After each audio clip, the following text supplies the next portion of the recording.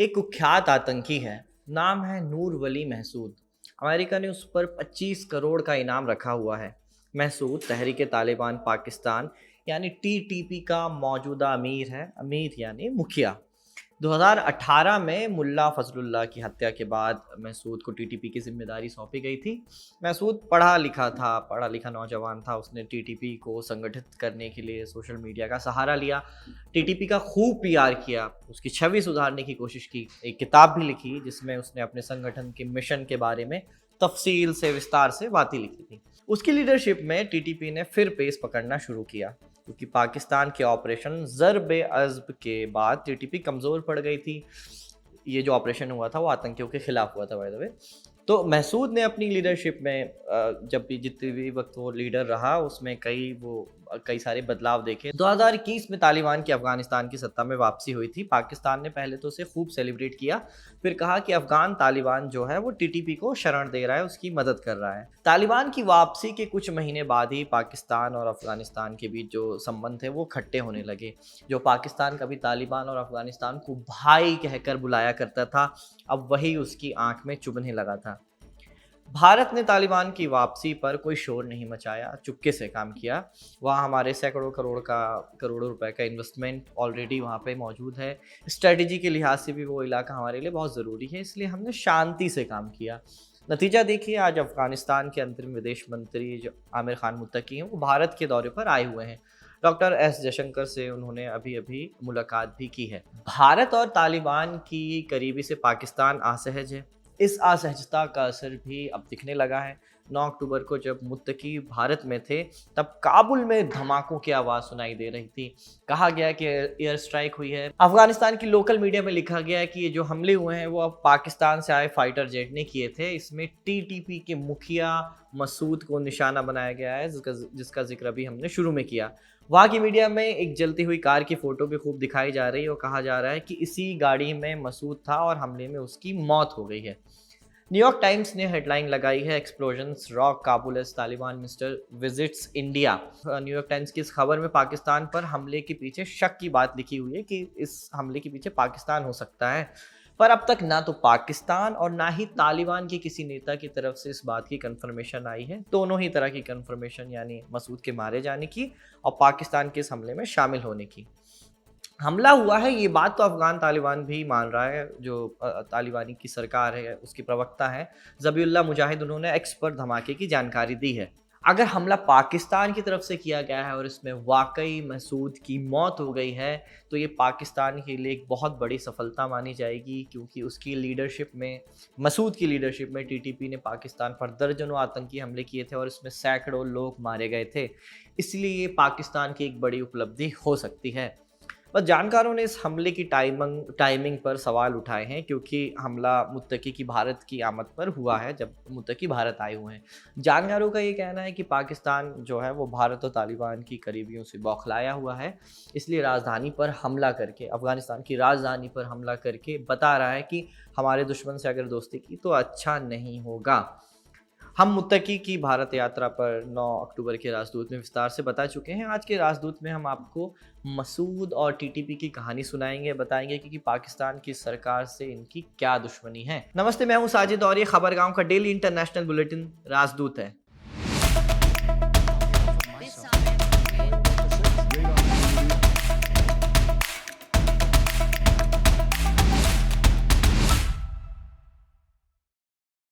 पाकिस्तान की उत्तर पश्चिम में एक इलाका पड़ता है, बहुत पिछड़ा हुआ इलाका है। इसका नाम है federally administrated tribal areas, short में से फाटा कहते हैं।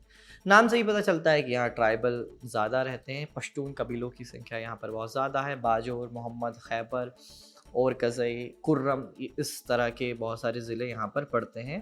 अफ़गानिस्तान से भी फाटा का इलाका सटा हुआ है। अब ये पाकिस्तान का हिस्सा है, लेकिन ये पहले नहीं हुआ करता था। 2018 से पहले ऐसा नहीं होता था, क्योंकि फाटा को सेमी ऑटोनोमस का दर्जा मिला हुआ है और पूरी तरह से पाकिस्तान के कानून यहाँ पर लागू नहीं होते थे एक समय तक। कबीलाई राज यहाँ पे ज़्यादा चलता था। वो जो कबीले के जो कानून थे उसके मुताबिक ही वो फैसले लिए करते थे और यहीं से टीटीपी की शुरुआत हुई थी। इसलिए हम आपको इस फाटा के बारे में डिटेल से बता रहे हैं।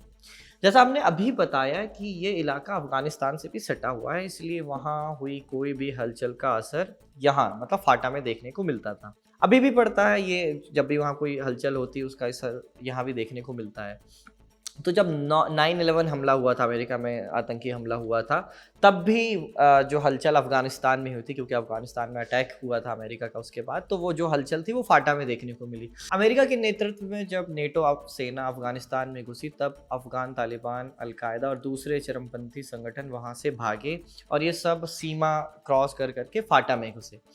उस समय पाकिस्तान में परवेज़ मुशर्रफ की सरकार हुआ करती थी। यूएस ने मुशर्रफ पर दबाव बनाया, पैसे भी दिए और कहा कि अपने यहाँ से आतंकियों को निकालो, वहाँ उनको पलने मत दो। इसी दबाव की वजह से मजबूरन मुशर्रफ को पाकिस्तान की जो सेना है वो फाटा में दाखिल करनी पड़ी, वहाँ भेजनी पड़ी। इससे फाटा के कबीलों में नाराज़गी हुई, वहाँ की जनता भी सरकार से नाराज़ हुई। चरमपंथी संगठनों ने इस नाराज़गी को और हवा दी, उन्होंने आम लोगों को लड़ने के लिए उकसाया। जो उनके साथ नहीं आए उन्हें रास्ते से हटा दिया गया। बहुत सारे कबीले के जो लीडर थे उनकी हत्याएं हुई। इसके बाद इन गुटों ने आपस में मिलकर पाक आर्मी के खिलाफ एक बड़ा ऑपरेशन शुरू किया, अलग अलग तरीके से लड़ाई शुरू कर दी। फाटा के संगठनों को वैचारिक तौर पर प्रेरणा तो मिल रही थी अफगानिस्तान के तालिबान से, लेकिन पाकिस्तान के हमले के बाद उनका मकसद, जब पाकिस्तान की सेना फाटा में घुसी तो उसके बाद उनका जो मकसद था वो थोड़ा अलग हो गया।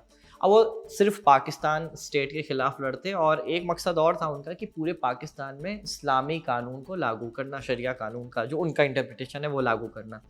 इसीलिए उन्होंने फाटा में अपना वर्चस्व कायम कर लिया। पूरे फाटा में जो तालिबानी पाकिस्तान था उसका वर्चस्व धीरे धीरे बढ़ने लगा। अब वे फाटा से निकलकर खैबर पख्तूनख्वा में दाखिल भी हुए, क्योंकि खैबर पख्तूनख्वा भी फाटा से लगा हुआ था। फिर पाकिस्तान के अलग अलग शहरों में ये लोग गए और अपने मकसद के बारे में लोगों को बताते और अपने मकसद में लोगों को शामिल करते।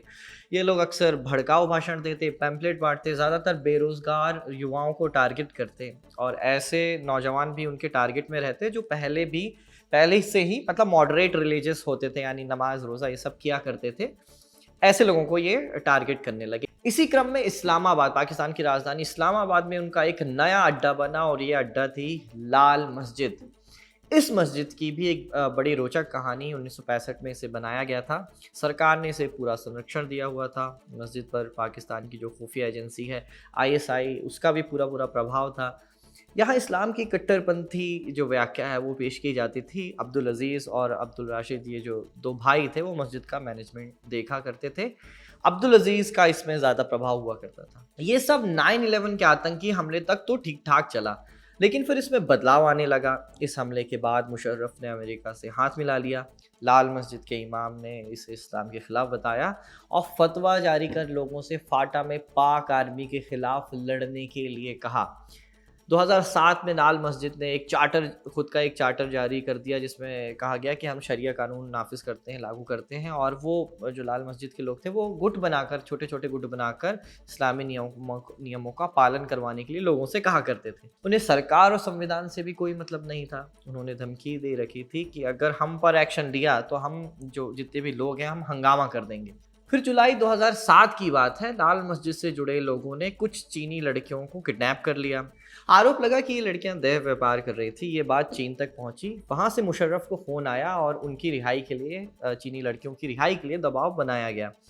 लेकिन लाल मस्जिद वाले इसके लिए राज़ी नहीं हुए। उनसे बात करने के लिए सरकार ने एक डेलीगेशन भी भेजा, लेकिन उन्होंने बात करने से इनकार कर दिया। पूरी इंटरनेशनल मीडिया में इसकी रिपोर्टिंग चल रही थी, कई जगह तो लाइव रिपोर्टिंग हो रही थी। अमेरिका और चीन का दबाव तो पहले ही था और इस मीडिया कवरेज की वजह से पाकिस्तान की छवि पर भी अब बात आ गई थी। इसलिए मुशर्रफ ने इसको बहुत सीरियसली लिया और जो पाकिस्तान की सेना है उसे लाल मस्जिद के अंदर भेज दिया। 2 दिन तक ऑपरेशन चला और इस ऑपरेशन में मस्जिद की तरफ से लगभग 100 लोग मारे गए और इसमें 11 पाकिस्तान के सैनिकों की भी मौत हुई थी। इस तरह लाल मस्जिद को आज़ाद करवाया गया था। लेकिन ये मामला यहीं पर शांत नहीं होने वाला था। इस घटना पर दुनिया के कई जिहादी गुटों के रिएक्शन आए, बयान आए। अल-कायदा से लेकर इस्लामिक स्टेट तक उन सब ने नाराज़गी जताई। आतंकी संगठनों ने पाकिस्तानी सरकार के खिलाफ जिहाद का ऐलान कर दिया। मुशर्रफ एक छोटी सी समस्या से बचना चाह रहे थे, लेकिन अब उनके सामने एक पूरा बड़ा पहाड़ खड़ा था। लेकिन अमेरिका ने भी मदद का वादा किया था और बोला था कि अगर आप आतंकियों के खिलाफ लड़ेंगे तो हम पूरी मदद करेंगे, क्योंकि पाकिस्तान ने अफगानिस्तान में हमले के समय उनकी मदद की थी, तो वो कर्जा भी उतारना था। तो इस पूरे विवाद में फाटा और खैबर पख्तूनख्वा के आतंकी गुटों में ज़बरदस्त एकता ला दी थी, जो भी लाल मस्जिद में हुआ था। उसके बाद सब आतंकी गुट एकजुट होने लगे थे। अलग अलग गुटों में बटे इन लोगों ने एक साथ आने का फैसला किया। फिर दिसंबर 2007 की बात है, पाकिस्तानी तालिबान के 40 नेताओं ने मिलकर टीटीपी यानी तहरीक तालिबान पाकिस्तान की स्थापना कर ली। उन्होंने टीटीपी के बैनर तले काम करने की शपथ ली। बैतुल्ला मसूद जो टीटीपी के पहले अमीर थे, और मतलब उनको पहला अमीर चुना गया जिनका नाम था बैतुल्ला मसूद। फिर शुरुआत में पाकिस्तानी आर्मी ने इसे बहुत ज़्यादा गंभीरता से नहीं लिया, मगर टीटीपी बहुत ज़्यादा गंभीर थी। लाल मस्जिद के मदरसे में पढ़ने वाले जो 70% छात्र थे, लगभग 70% छात्र, वो फाटा के इलाके से आते थे। मस्जिद पर सेना ने जो एक्शन किया था, उसके बाद वो अपने घरों को लौटे, और इनमें से अधिकतर ने जो अफ़गानिस्तान वाला तालिबान था, तालिबान, वो ज्वाइन कर लिया। कुछ लड़ाके पाकिस्तानी तालिबान के लिए भी काम करने लगे। लाल मस्जिद की घटना के अगले एक साल में पाकिस्तान में कुल 88 बम धमाके हुए, 88 आतंकी हमले हुए, जिसमें 1000 से ज़्यादा पाकिस्तानी नागरिक मारे गए और 3000 से ज़्यादा लोग घायल हुए। अगस्त 2008 में पाकिस्तानी सरकार ने टीटीपी पर बैन लगा दिया। उनके नेताओं से जुड़े अकाउंट्स और संपत्तियों को भी सीज कर दिया, फ्रीज कर दिया। उनकी संपत्तियां सरकार ने अपने दायरे में कर लिया। आतंक के खिलाफ इस लड़ाई में अमेरिका ने अपने वादे के मुताबिक काम किया और पाकिस्तान का साथ दिया। साल 2009 की बात है, अमेरिका ने टीटीपी के पहले जो मुखिया थे बैतुल्ला मसूद, उसको ड्रोन हमले में मार गिराया। उसकी हत्या के बाद हकीमुल्लाह महसूद को टीटीपी का जिम्मा सौंपा गया। ये बहुत कट्टर किस्म का नेता था। 2013 में इसने टीटीपी की कमान संभाली और इसने कई बार अमेरिका को सीधे हमले की धमकी दी, और ये आरोप भी लगते हैं कि सीआईए के कुछ अधिकारियों पर इसने हमले की कोशिश की थी। 1 नवंबर 2013 को उत्तरी वजीरिस्तान में अमेरिकी ड्रोन में ये भी मारा गया। उसके बाद मौलाना फजलुल्लाह को टीटीपी का अगला और तीसरा नेता चुना गया। ये लोग भी चुनाव करते हैं शूरा के जरिए, एक शूरा कमेटी बनाई जाती है, उनके ज़रिए इसका चुनाव होता है इन लोगों का। तो मौलाना फजलुल्लाह जो थे वो भी एक कट्टर किस्म का नेता था। लड़कियों को स्कूल भेजने के खिलाफ भी ये था, और इसके करीबियों ने ही मलाला यूसुफजई पर हमला किया था। फजलुल्लाह ने टीटीपी को एक किया, मजबूत किया, अफगान तालिबान से संबंध भी बेहतर करने की कोशिश की है। लेकिन जुलाई 2014 में पाकिस्तानी सरकार ने फाटा में ऑपरेशन ज़र्ब-ए-अज़्ब चला दिया। इस ऑपरेशन के बाद टीटीपी की क्षमता लगभग 70% तक घट गई। उनकी लीडरशिप छिन्न भिन्न हो गई। अलग अलग इलाकों में, पाकिस्तान के ग्रामीण इलाकों में ये लोग, उनके जो लीडर्स थे वो जाके रहने लगे। इसके कारण पाकिस्तान में होने वाले आत्मघाती जो हमले थे, आतंकी हमले की संख्या वो भी घट गई। फिर भी कुछ चिटपुट आतंकी हमले होते थे। इसकी सबसे बड़ी वजह यह थी कि टीटीपी के लड़ाकों को अफगानिस्तान में सुरक्षित पनाह मिल रही थी। वॉर ऑन टेरर नेटो पर भारी पड़ने लगा था। अफगान तालिबान उभर रहा था और दोनों देशों की सरकारों के बीच कई असहमतियां भी थी, बहुत डिफरेंसेस थे। जो हिस्सा पाकिस्तान में बचा रह गया था उसको सिरे से मिटाने के लिए पाकिस्तान की आर्मी ने फरवरी 2017 में ऑपरेशन रद्दुल फसाद नाम का एक ऑपरेशन चलाया था। टीटीपी के कई बड़े नेताओं को उस वक्त सरेंडर करना पड़ा था, लेकिन मौलाना फजलुल्लाह जो था, वो तीसरा टीटीपी का लीडर, वो बच गया, ग्रामीण इलाकों में जाकर छिप गया। लेकिन जून 2018 में उसे भी अमेरिकी हमले में मार गिराया गया। फिर मुफ्ती नूर वली महसूद नया अमीर चुन लिया गया। 2021 में तालिबान की अफगानिस्तान की सत्ता में वापसी हुई। पाकिस्तान के पूर्व प्रधानमंत्री इमरान खान ने कहा कि अफगानिस्तान ने गुलामी की जंजीरें तोड़ी हैं, लेकिन यही सेलिब्रेशन बाद में फीका पड़ गया क्योंकि तालिबान ने टीटीपी को शरण देनी शुरू कर दी, जैसा हमने अभी बताया। गुड तालिबान और बैड तालिबान की जो बहस थी पाकिस्तान में, वो भी धीरे धीरे ठंडी पड़ती गई। ट्रंप ने अपने पहले टर्म में पाकिस्तान को दी जाने वाली मिलिट्री एड और दूसरी मदद पर भी रोक लगा दी थी, इसलिए इसका असर ज़मीन पर भी दिखा। टीटीपी फिर मजबूत हुई। अब ट्रंप फिर वापस आए हैं। नवंबर 2024 का वो चुनाव जीते हैं और जनवरी 2025 में वो राष्ट्रपति बने हैं। पाकिस्तान के साथ फिर दोस्ती बढ़ रही है अमेरिका की, पर इस बार एक फ़र्क ये है कि तालिबान और पाकिस्तान के इतर तालिबान और भारत अब करीब आते दिख रहे हैं।